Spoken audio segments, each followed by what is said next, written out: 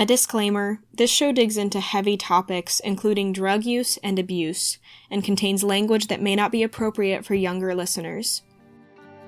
I also want to briefly encourage you to be open as you listen, because Adam's interview is one that will expand your thinking and outlook if you let it. I appreciated that he didn't filter his experience as a drug addict, and there's a lot to unpack here. If you are struggling with addiction in any form, I hope this interview prompts you to tell someone, to reach out for help, to take steps towards recovery, whatever that looks like for you. On the other side of the coin, though, note that there's always more than meets the eye. I hope hearing Adam's story gives insight and new perspective to all of us. Adam Rice has survived 12 overdoses. He said the issue first began around the age of 12 or 13, when he'd sneak into the kitchen late at night and grab a bottle of wine. Throughout high school, he was partying, getting completely drunk on the weekends, sneaking into bars or parties where he knew he wouldn't get carded or get caught. Around senior year, he got into cocaine, and things escalated around the age of 18 when he married his childhood sweetheart, and they moved out to California where she was being stationed. Things got messy, things got worse. As Adam's life was more and more wrapped up in alcohol and drugs, he said he was pretty much a functioning human being on the outside. He was doing well at work, he had friends, but his marriage was suffering. That marriage ultimately ended when we jump into Adam's story and hear what happens next. So I think I was just in denial. I didn't want to admit that it was a problem. My life had not been destroyed yet, right? Like everyone, they talk about in recovery about like a rock bottom. Yeah. Like you have to hit some level that's like, I can't even believe I'm here. Right. And at this point, like I hadn't lost a job. I hadn't like been in a car accident. I hadn't been arrested. So it just hadn't been so detrimental that it caused me to change yet. Yeah. When that first marriage ended and I started, dating my daughter's mom, once she got pregnant, like 3 months after we started seeing each other, like I moved in with her in Kentucky and I got a job on the railroad, and I'd really dialed back on like all of this because I had a kid coming, right? So but then like after she was born, like 5 months later, we moved back to Columbia. And a month after that, on Thanksgiving Day, my stepdad died. Like, oh my gosh. On Thanksgiving Day, it was really traumatic. We had to like do CPR on him.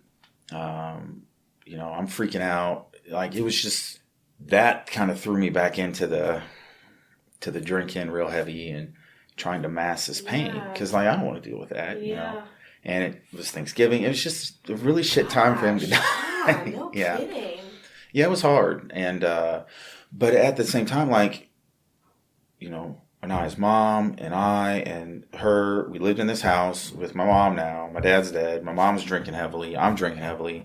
And here's my girlfriend, having to deal with this shit. And, like, it really affected our relationship. Like, we got married after that. But at that point, I had started drinking heavily and I'd found opiates.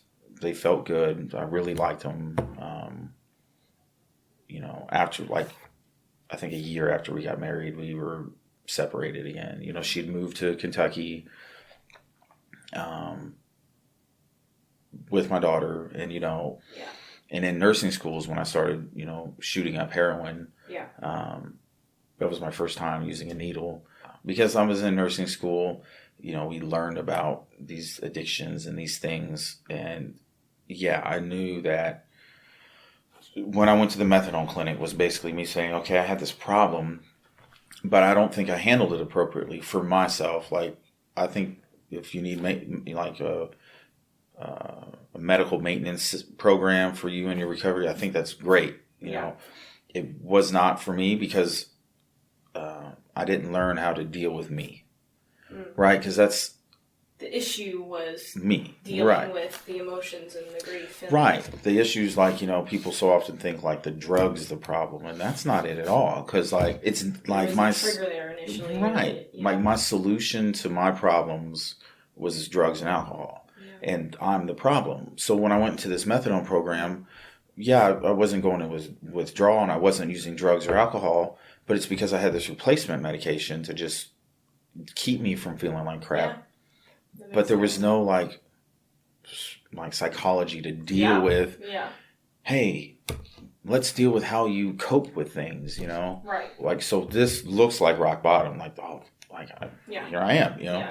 Did you feel like it was rock bottom, or was it? It felt like it at the time. Like, it certainly wasn't for my story, but at the time, like, yeah, you know, I'm stealing money and I'm buying drugs twice a day just to keep out of withdrawals. Like, it was not fun at this point because you were stuck. Yeah, because when you start using like opiates real heavily, it's simply at a certain point about how do I not feel like shit in 12 hours? And that's you get high again. So yeah, there's a point where, you know, it's just not enough. But at that point, at the time, it felt like it. Deep, yeah. So a month after that, I got arrested and I was in the program. I wasn't using drugs, but I took like sleep medication to help me sleep, and I drove to the store at like 4:00 in the morning under this medication, and somehow I called the police on myself. Like, I thought I got robbed or something. Like, I'm not, shit you not, I called them. They came, they searched my car. I'm sorry, but out of all the ways I would anticipate you being arrested at this point in the story, that's a little embarrassing. Right. To tell the truth. Because at this point, I'm like, you know, I don't know, what's this, 2011, so like, or 12, so I'm like 29. Like, I've made it a long way. Yeah, you're like, honestly, at this point, this is how I get arrested. Yeah.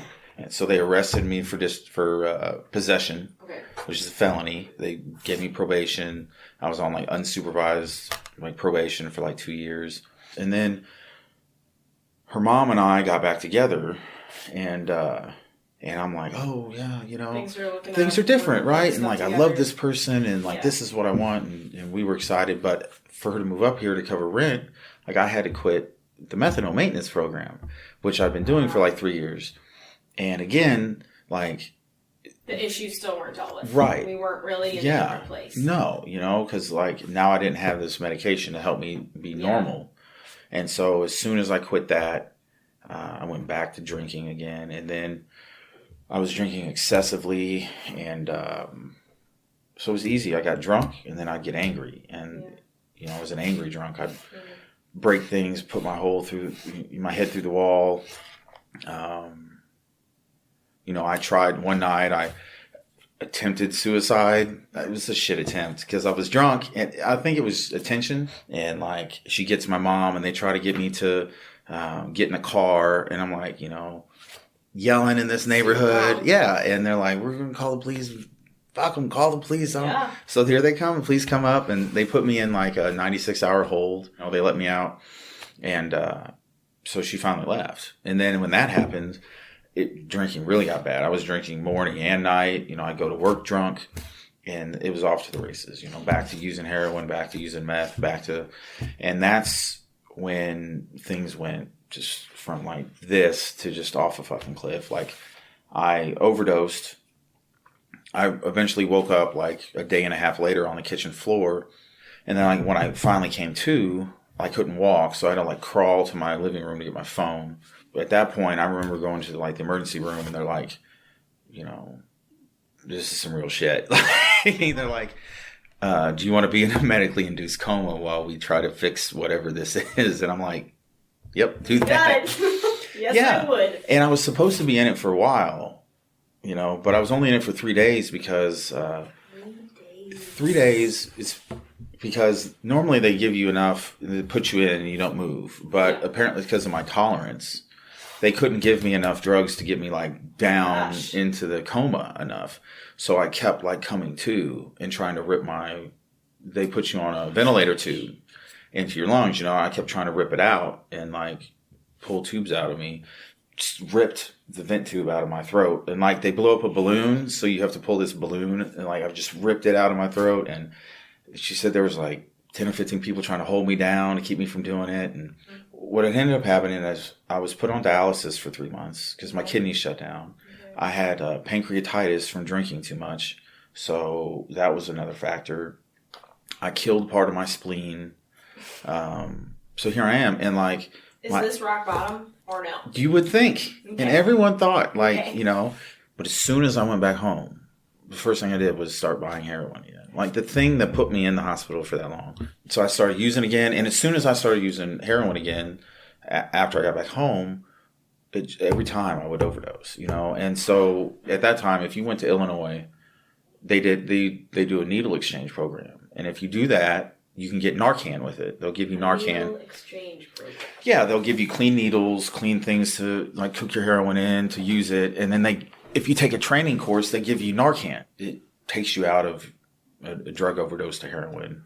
Okay. So you can administer that if someone's overdosing and it brings them. Okay. It basically kicks all the opiates off the receptor cells.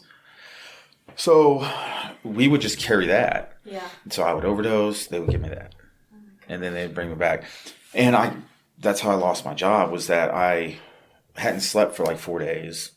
I went into work and I hallucinated that my dealer had hacked the computer program at work and was selling drugs through my computer at my warehouse and was trying to pin it on me.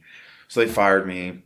Wow. And that was, you know, so after that, I get found at a church near a daycare by an off-duty cop. Somebody called this off-duty cop because I'm acting weird.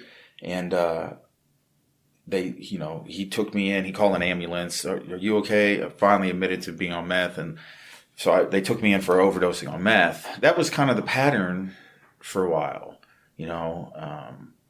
But then, you know, I had that car accident where I passed out from drug use. Yeah. And rolled into 63 Highway south of Moberly. Yeah. And I got broadsided by a truck, you know. And I had a passenger in the car with me, and, you know, she almost died. She spent several months in the hospital. She was in a coma. I spent, you know, a month in the hospital. You know, they had to put me back together. You know, I had broken all my ribs, punctured lungs. You know, I completely broke the entire left side of my body. You know, they had to use metal to I'm like Terminator on half of my... half metal at this point. I'm in this hospital. My mom's sleeping in some recliner, you know, for a month, you know, and I'm in a wheelchair for 4 months. And, like, it's still not rock bottom. Like, it felt like it. Because I spent 8 months at my grandma's house in a deep depression dealing with this. And it was painful. It was agonizing. But I still didn't go to meetings. I didn't do anything to benefit me. Yeah. And so, you know, when I started walking again and saved a little money, they charged me with a felony for the car accident for driving under the influence. Yeah. And then in August is when I got arrested. Okay. And they arrested me with distribution of meth. You know, they found scales, they found a bag. And so now I'm facing 15 years in prison. And so I'm in jail, and they're like, you know, the judge will have to set your bond, but you can request them to do it now. And it's like 2:00 in the morning. Yeah.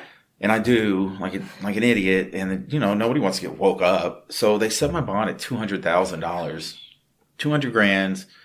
And, so that's where it stayed for 3 months, $200,000, you know, and I spent 3 months in jail, in county jail.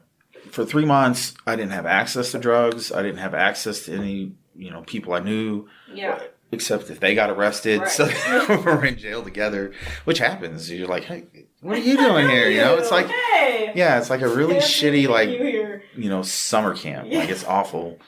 And my mom brought 2 books a week.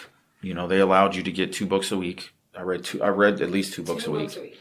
And, like, I hated reading in high school. Like, I despised it, you know, because that's work. That's effort. But here I am, and I'm like, this is amazing. Like, bring more books, you know, and I'm reading things. I'm like, I love that book. And that's a great trilogy, you know, Stephen King, reading these. They finally let me out.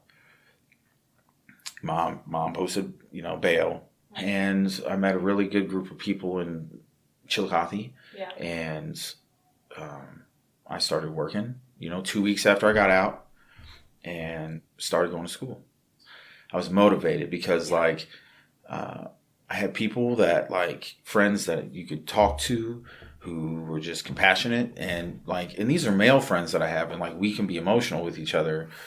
That's not normal, right? Men don't do these things. Don't do that. No, we don't talk about our feelings and how we're scared or how you're this and you go to these meetings and you can talk about these things and people have insight, and not only that, but they know that I understand. I've been there. And so other people look at that and think, how shitty of a person, but these people look and say, I've been there. I've been there. Let me help you.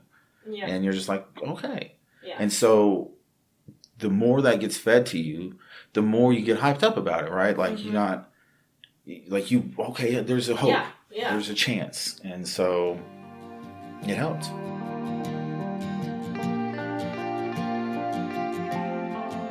A huge help for me in my recovery was, or just growing, was giving back, doing community service. Yeah.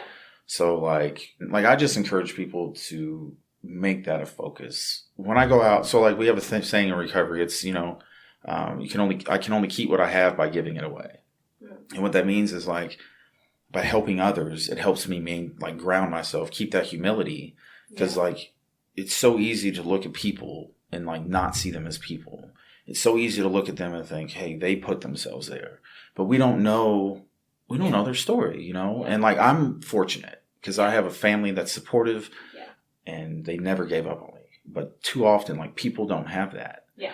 So go out, help people, even if it's just volunteering your time. Everyone thinks it's monetary. Show up and be compassionate. Yeah. Because people respond to that. Yeah. Yeah. So I just encourage people to look in your communities and see what's out there. You've heard me mention our Patreon community before, but listen, we have something really special that I don't want you to miss. Adam was generous enough to record a video interview on the stigma of addiction. He talked about recovery, resources, how to safely reach out to an addict, which I know can be tricky, developing trust and opportunities and empathy. He shares ideas on how to make a difference on a personal level, as well as his perspective on systemic changes.